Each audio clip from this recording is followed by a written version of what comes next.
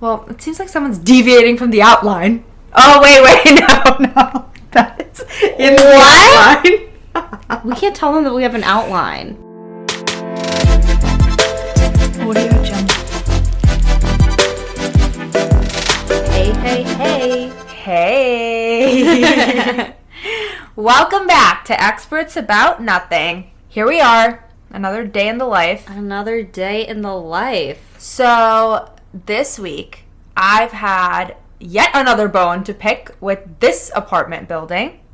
Ugh. Mine is also going to be about this apartment building. You go first. Okay, the chronicle for this week. Me and my roommates have been ordering some packages, and we have lost, collectively, 3 packages in the last week. I have an addendum. Mine was not lost. I'm not talking about yours. I have 2 that were lost. Okay, three. But, did you get that package, by the way? No, it's supposed to come tomorrow, so we'll really know for sure. Okay, yeah. Sit outside and wait for the package. Who knows what hour it's going to be literally snatched. Anyway, we have had a problem with missing packages, missing, maybe stolen. Our roommate's package, she saw it 1 hour, and then she came back from somewhere 2 hours later, package gone. Unbelievable. Mine, 2 packages from the same place, 2 separate orders, were supposed to come 2 separate days. Both of them didn't even show up. We were home the whole time, so I don't even understand where it could have gone. I feel like they're maybe delivering it to a different building, but because we're not like a huge apartment complex, they're gone. So basically, for our upcoming trips, time to look like a hobo because none of these clothes are coming to me. So it's time to go in-person shopping. I know, which frankly I hate. I've grown to hate in-person shopping, especially post-pandemic. Honestly, that's kind of shocking because you have such a big problem with returning things. I know. I have a huge problem with returning things. But then if you just go in person, you don't have to worry about that because you try it on. I hate, like, waiting in lines. I just, now the whole process, and, I mean, the online experience is so nice. Like, you get the full inventory. That's true. And you get all the sizes that are available in stock. I don't know. I'm now just, like, I'll find a shirt, it won't be in my size. Or, like, I won't see all the color options and things like that. That's really true. Annoy me. Like, I still love when I find something in person. That satisfaction kind of hits diff for some reason. It does. But I am an online shopper, even though I'm not a good online returner, which is something I'm working on. Mm-hmm. But yeah, in addition to the package bandit, we also had a water outage today. You heard that right. Water.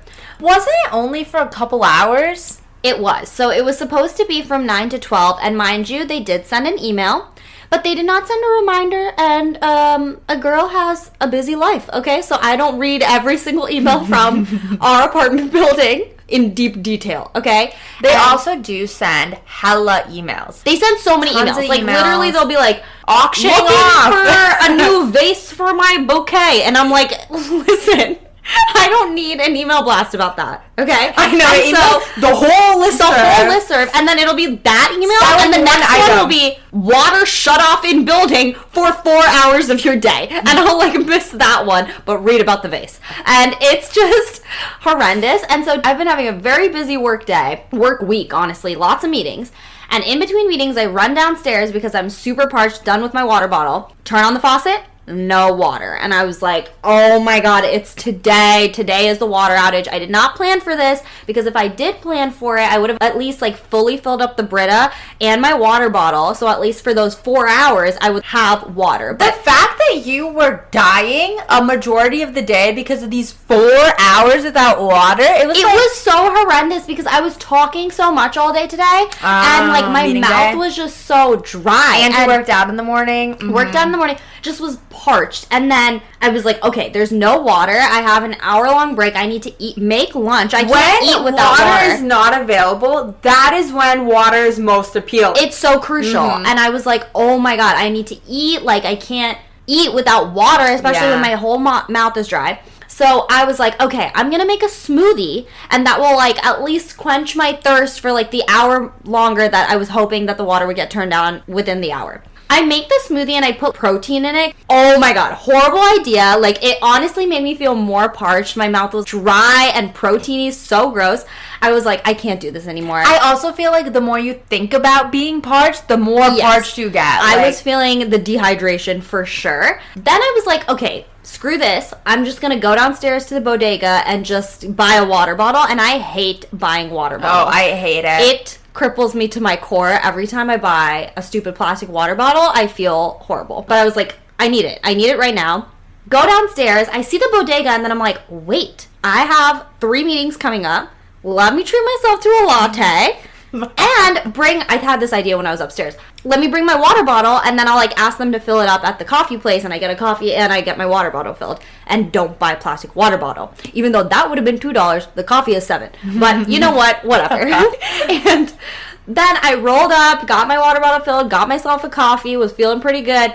Come back upstairs. Literally the millisecond I get in there, I turn on the faucet. I was like, haha, like wouldn't it be funny if right now the water got turned on? Like there's no way that this would happen. Come back, 1 second in, water turned back on. Okay, so I didn't have to do that. Just spent $7. Literally, was the coffee good? It was great, but I was feeling some type of way because I drank the coffee, 5 different types of liquid, and chugged water because I was like so parched. Then there's more? Well, then we went. No, I'm actually not going to talk about that. That's it. I was just parched. That's it. Okay. On that note, before we dive into our topic for today, just wanted to give the pod a quick plug. If you guys are liking the show, please share with your friends, share with your family. Choose wisely. Honestly, yeah. And consider liking the pod and maybe even following the gram at Experts About Nothing. Every single follow is appreciated. Correct.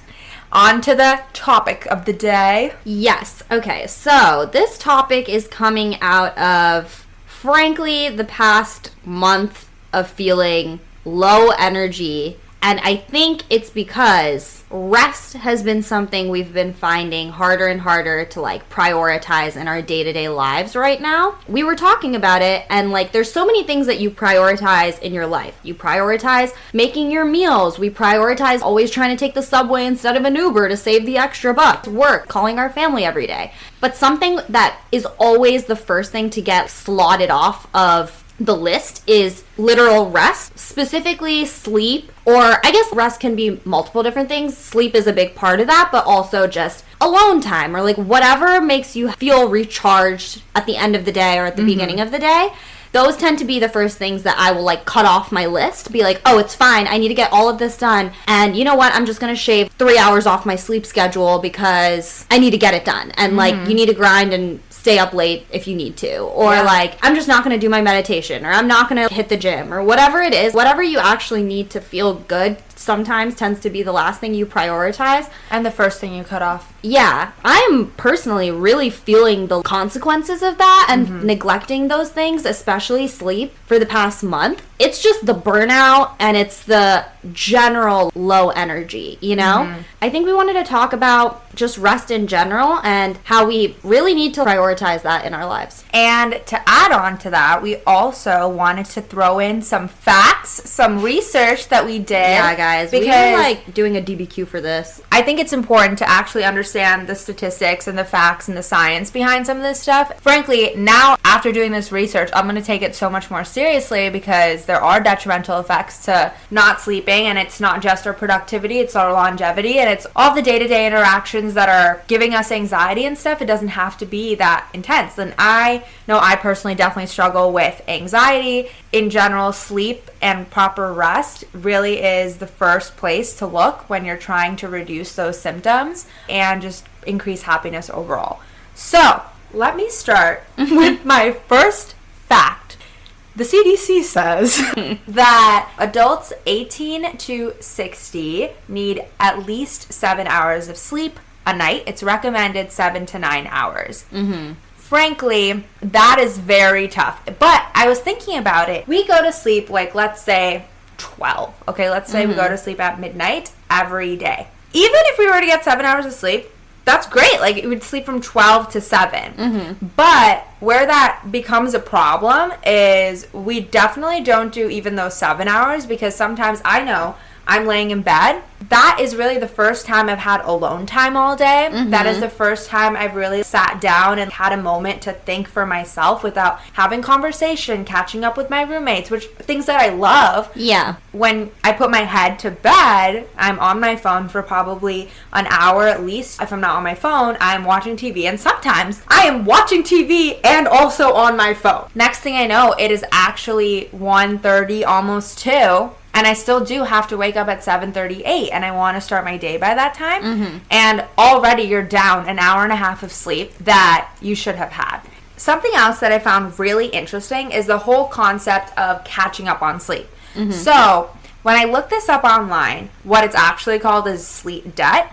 So basically sleep debt is accumulated over your last 14 days of sleep. And basically what it comes down to is if you have more than 12 hours of sleep debt, which I feel like a lot of us easily accumulate over 2 weeks. Like, it's a long time. So that means even if you're hitting less than 7 hours, which we usually are every single day, then that's already 7 hours. Yeah, in 5 days, you're already at, 5 hours. 12 hours is like one bad weekend. And you're like one night out and you got 4 hours. 12 hours. Yeah. Yeah, exactly. So the fact that I found so intriguing was that if you have higher than 12 hours of sleep debt, you drop your expected reaction time to less than 85% of your peak reaction time. Does that mean just being more cognitively, focused? When you're performance, all of that is at a 15% deficit. Oh my gosh. Which is insane. Think about how easy it is to accumulate 12 hours in 1 week, let alone 2 weeks. Yeah. You're done for.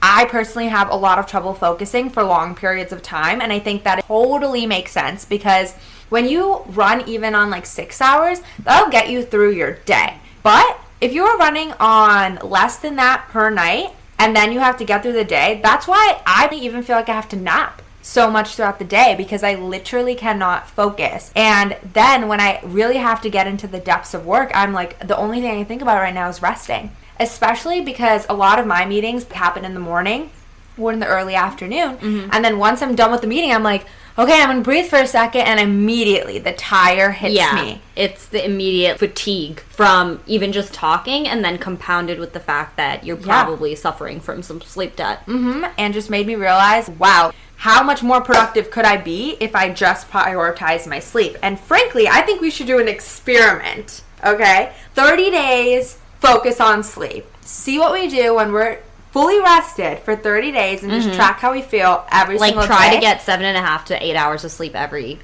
night. Every night, including weekends, not accumulate the debt, and see what happens to us. Even if we just stick to under 5 hours of debt, let us know if you want us to do that. Maybe it could be a group challenge. Yeah, maybe we should literally have the audience do it with us. Yeah.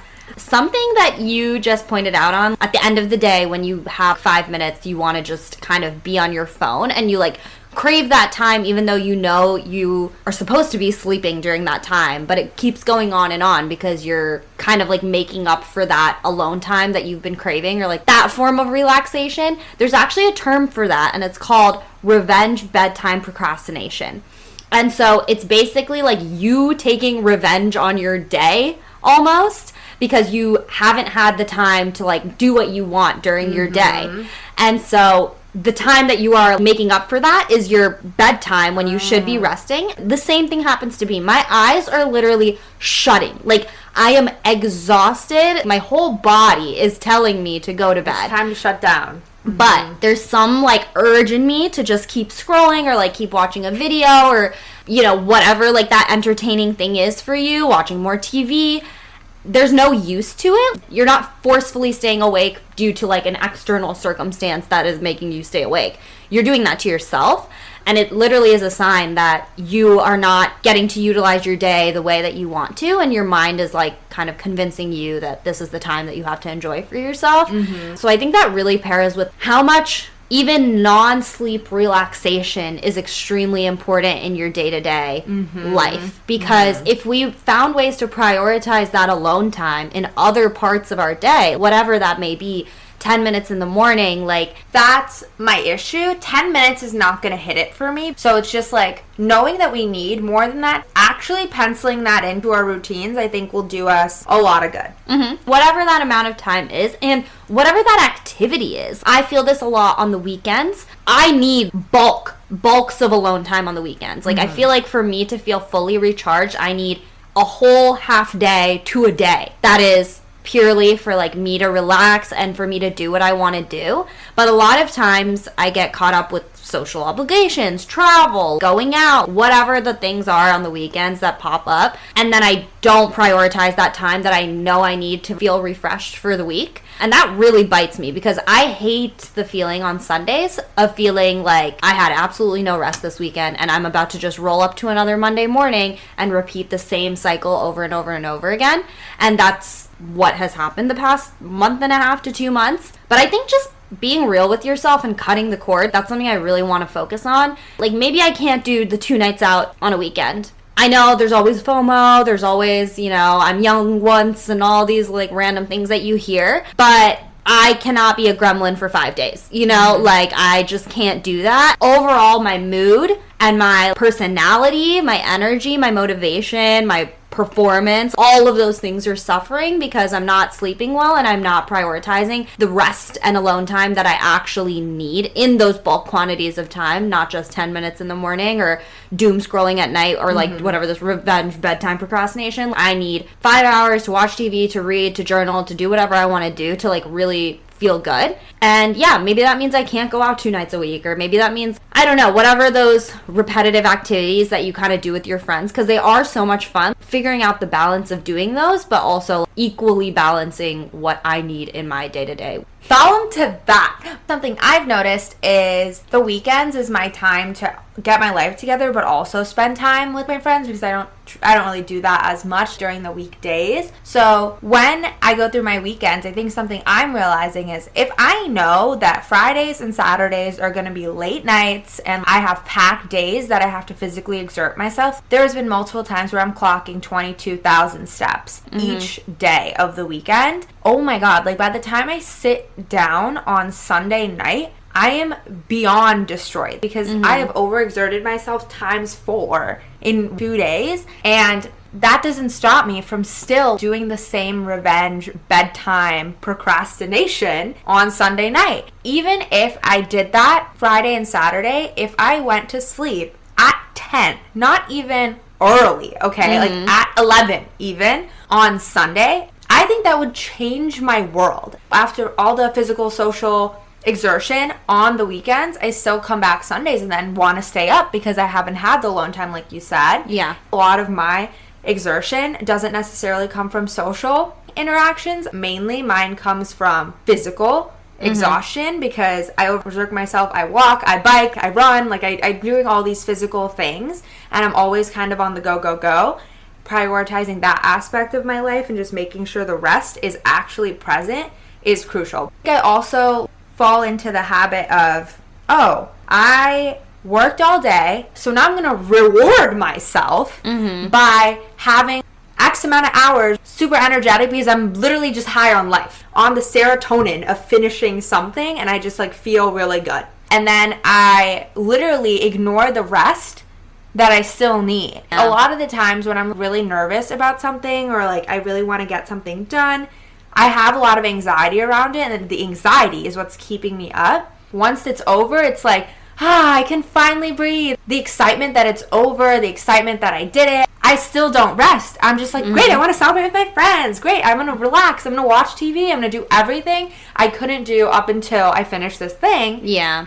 And that also puts me in such a weird, toxic cycle. Me rewarding myself for working hard with still no rest. That is the cycle I personally need to break out of. I do that too much. It's a really easy cycle to get caught up in because we've just been taught, I guess, to only reward yourself when you accomplish something. Yeah. And also, it's really weird that we use rest as a reward. That's actually not as like insane. A necessity. Yeah. We need to sleep to live. Like, we need to rest to live and function as human beings. So the fact that we're even thinking of things like sleep, general, just, resting your mind as a reward for working is crazy. Really not great. It makes no sense because ultimately you're still harming yourself in that cycle. And you're going to be performing lower as you degrade your sleep and continue on with whatever, like the sleep debt. Whatever that work task is going to take you 10 times longer. Mm-hmm. So it's a lose-lose.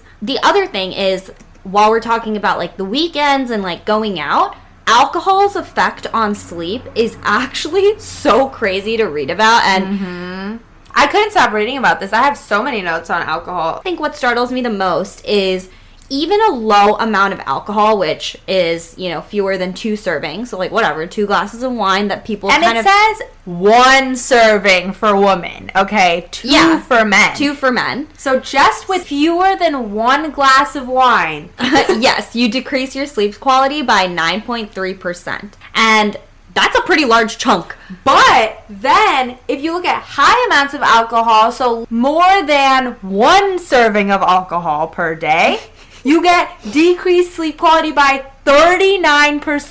That is almost 40%. Yeah, this is some exponential degradation. Something that we forget is when we drink, the disruptions you experience in your sleep are due to your actual body working to break down the alcohol. So, like, the more you drink, it makes sense. Like, the more you drink, the more your liver has to work because the enzymes are, like, breaking the shit down constantly. It's just disrupting your entire system. And that post-drinking fatigue the next day, like, of course, we all know what a hangover feels like. But, like, the actual fatigue, it takes, for me, 48 hours, actually. Yeah, it's not 24. It's 48 hours for me to be like, okay, I don't feel exhausted and sleepy and just deprived of life. That is so much that's from 3 to 4 drinks, like over hours. I don't know. We're not built like we were when we were younger. 21. Like, it just really hurts my like whole body, and it hurts my mind. The anxiety is so real. You can easily just fall into like a depressive spiral when you're in that state, physically not feeling good, and then mentally you're working your way back up to not feeling weak. I hate that. I actually despise it, and it is making me really reevaluate the amount I drink, period, but also like the number of times, because even if you're grabbing a Thursday night drink or whatever, like happy hour, those things are seriously affecting your sleep. Like in a different article, it was saying like you should stop drinking 4 hours before you even want to go to sleep, so then your body has done its processing before you go to sleep. And then your body can focus on resting, helping your body heal when you're actually asleep. And oh my god, I have to talk about the REM cycle while we're here because get into it. Let me tell you, rapid eye movement, I know. So fascinating. So apparently, drinking alcohol before bed can add to the suppression of REM sleep during the first 2 cycles. So your body is going through 4 or 5 cycles of REM sleep throughout the night, right? Each cycle has 4 stages, 3 of non-REM and 1 of REM. And it usually takes 90 minutes to get to the REM. But when you drink alcohol, you literally don't have a REM cycle for the first 2 of those cycles. That makes so much sense why you're down 40% sleep quality already. The math adds up so clearly there. It doesn't prevent you from not going out. And this is not to say, like, don't go out, don't have fun, don't do any of that. It's not that. Yeah. It's just, if you plan on doing that, just make sure to plan around the rest of your week, so then you can make sure that your body is well rested to have fun during those times and also be good to actually be productive during the times you need to be productive. I think something we were talking about was, in terms of building our habits better, pick a few days that you know, and it could be different week for week, but just pick a few days every single week where you plan your activities around your sleep a little bit more instead of the other way around. It's so easy to be like, I'll go to the movie at 10 p.m. Let's watch 4 more episodes of the show right now. It sometimes just doesn't add up. There's no reason for it. You just have to put the phone away and close the eyes. A lot of times it's so easy to make every single excuse in your head why this isn't working. And I don't know, like my mind will always be like, oh, it's work. It's like me doing all these obligations. It's me meeting these people. I can't get out of any of this stuff. And it's like, but priorities. You scrolled on your phone for 3 hours. Like, like it's getting rid of your distractions, but also I really am trying to be the person that can like set the boundaries I need. That just means like, yeah, like on those days where you want to prioritize your sleep, I always have a hard time with this, but you got to just say no. You got to say no to the plans. There will be another plan. Like there is always another plan. It seems like there won't be, but there will be. At the current moment, I feel very worn out. I feel like not the best version of myself in terms of energy. And why operate at that level when there's something really tangible that you can do to like fix that? I recently have been in so many hangouts where I'm so exhausted. Like I literally am like hanging out with people. I want to give them my full attention. I want to be fully present. That was all of us on Saturday night. Oh my god. All of us were beaten down. It was we were literally not speaking. We were just like, yeah, let's go out. Not moving for over an hour. It was like pulling teeth, and we were just going out because we felt like it was the right thing to do. We need to utilize the weekend, but the passion was not there. It was not there at all. Looking back, it was kind of a hilarious night. Had a decent time, but it's just like, why? But I think we're all just like, we need to make these memories. We need to go out. We live in the city, blah, blah, blah. And it's like, yes, you should, but you should make those memories when you're feeling up to making those memories. Don't force yourself into it when physically you feel like crap. Obviously, we're not going to be doing well. No. So, I think a couple things that I really like to do in terms of not just like alone time, but also resting just individually or even just hanging out with myself individually. I love spending time outside alone. I love going on walks alone. I love shopping alone. I love not being tied to an individual doing those activities because I can just be with my music and just not be on a time crunch. Be in a store as like little or as long as I want and then leave whenever I want. I'm kind of just doing things on my own time. I think that's the alone time I love the most. I love watching TV alone, but a lot of the times when I'm done watching TV, I feel like that pulls out a lazy side of me. And then I'm like, oh, like I just watched 5 hours of TV alone. And then I'm the type of person that if I start my day like that or if I do that in the middle of my day, getting up after that and doing something outside is very difficult for me. That's why I like to do a lot of my TV stuff at night. Then the next thing after that is you're staying in bed, you know? Like even going out to dinner or something after I watched 5 episodes of TV, I'm like, I could care less. Like, I just want to order and take out and not leave. I don't want to get ready right now and do this whole thing. So I feel like for me, my favorite alone time is using my day, which is why I also love doing a lot of my personal things in the first 3 hours of my morning. I start work later. My company starts work pretty late. But I also wake up really early in the morning, and I love waking up at like 7:30 or 8 and just having a full 2 hours to just do my own stuff, whether that's tidying my room, putting my laundry in, washing the dishes, vacuuming, whatever that is. I love doing that stuff first thing in the morning because it just makes me feel like I'm starting my day on my terms instead of immediately waking up, going to the laptop and working for someone else. I love using the daytime.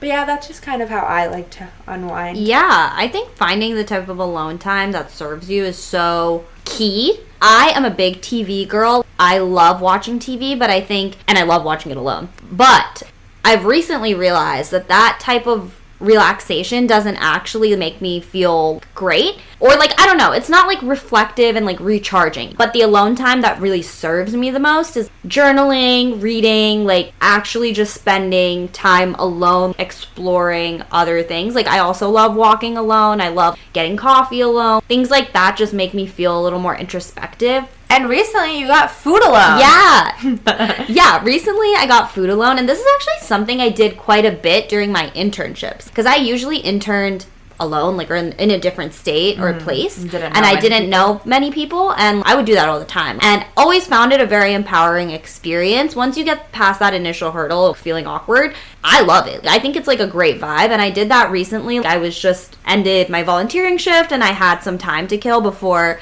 literally meeting up with you and like with you and Proch. And then I ended up like I was mapping a place that I thought was like a pickup food type situation, and then I rolled up there and it was a full sit down restaurant. And then I was like, you know what, I'm starving. This is a good opportunity for me to just have a meal alone.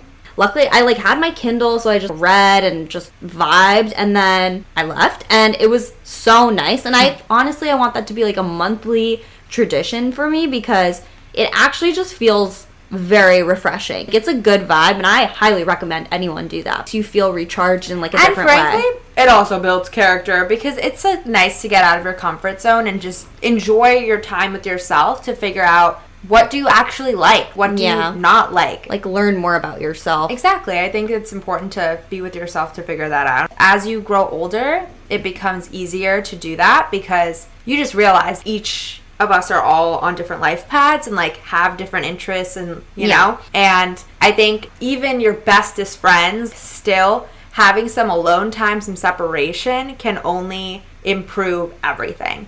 Everyone needs a healthy amount of space. So distance makes the heart grow fonder, if you will. I guess that's what we're getting at. Alrighty, everyone. We're going to end today's episode with, of course, the favorites, but a fun, curated favorite of what our favorite song of the week has been to vibe to. Would you like to go first? Okay, I have a sad song and a hype Me too! song. Me too! Okay, let's do both. Okay, great. Okay. So, we'll start with sad and end on the high note, okay? Okay. Sad song is Elliot's song. I knew it! It's Elliot. It's Elliot's song. It's just, okay, but it's, you know, Dominique's and Zendaya's both their song.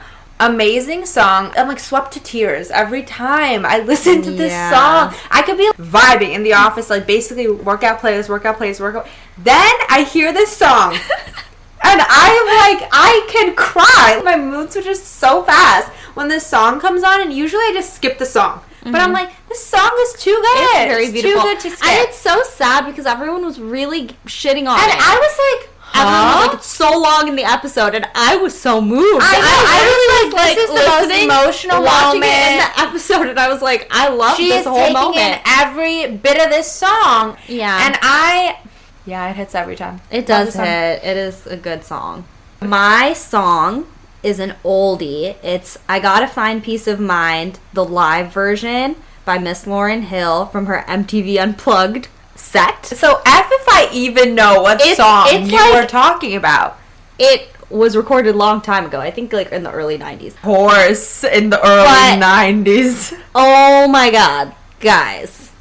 There's something about it that like tugs the immediate heartstrings when like she starts singing, because I feel like you can really feel her raw emotion. And I've been listening to this every morning, and it's like one of those sad songs that makes you feel good though, because she's talking about finding her peace of mind. Okay, amazing song. And every morning sad song. You heard it here, folks. Correct. Okay, what's your hype song? Last week we told you guys about Bar Verde, and this song was playing in Bar Verde, and I never have Shazam or any such tool on my phone to do it. And now I know it's built into the iPhone. Yeah, I was like, wait, what? I don't have the widget. And Prachi has the widget. Prachi, find the song for me. So now... What if you're in a place where she's not there? Song gone. Like, okay, great. It's... You know what I do? I deadass focus. I focus into the song. I don't care who I'm talking to. I'm like, shut up. I need to listen to the song. And then I get like 4 or 5 words and just write it down in my notes. And then, like, I go on the hunt when I come home. Because also it's the pressure. It's the pressure when you finally hear a song you like, and you're in a random-ass public place, there's a million people around you, you're with your friends, and then you're like, I have actually 10 seconds before the song is about to end, and I need to scramble to get my technology to work with me right now. And I hate that. Therefore, Prachi, my resident Shazam expert. But anyway, she found this song, and the song is... La Old School, spelled S-K-U-L. Yeah, I was like, you gotta say the spelling. And it is by Raw Alejandro and vice versa. I mean, it's a good song. It is such a hype song. Yeah. And frankly, no one liked it the first time, and then it's always the second time that catches everyone. So, facts. Okay, mine, another blast from the past. Oh, no. And this one, I don't even know if you would know this song. I probably don't. But if you heard it, you would know it's an Indian song. It is Move Your Body, Johnny Guthrie album, okay?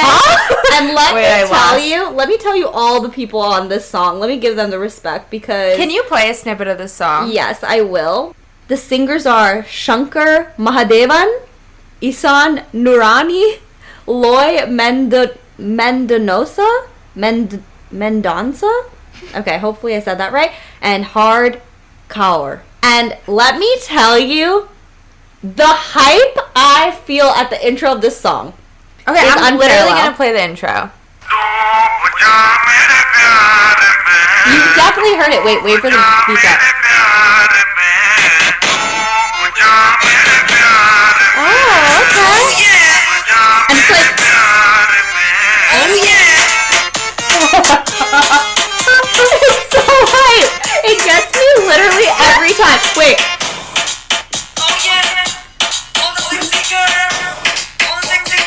It's so hype. To all the sexy girls and all the sexy boys, listen to the song. I can verify. If you're hot, honestly. Only if you're hot. Only if you're hot, listen to this song because only hot people listen to this song. And frankly, I have never heard of this song. And playing it back also didn't ring any bells. Oh my God. This is my jam, and it was my middle school jam because you listened to this song in middle school. It dropped. I want to get like the date. It dropped in 2009. Why are you not listening to Hips Don't Lie like the rest of us? I probably was, but also I was listening to the Johnny Guthrie soundtrack because this I knew a bop when I heard one. You know what I mean? I think I heard this at some like potluck, and then I was like, I'm taking this with me. I'm glad you found your fave song ever. Fave song. Also listen to it every morning. It's so hype. Wow, so we are very different people. I know. But anyway, fun. Tell us whose favorite songs you guys vibe with more. Are you a Priya or are you a Diksha? Yeah. My song selection's really across the board this week. Anyway. All right, everyone. Hope you get in your R&R. All right, Thalam, bye. Bye, everyone. Have a good week.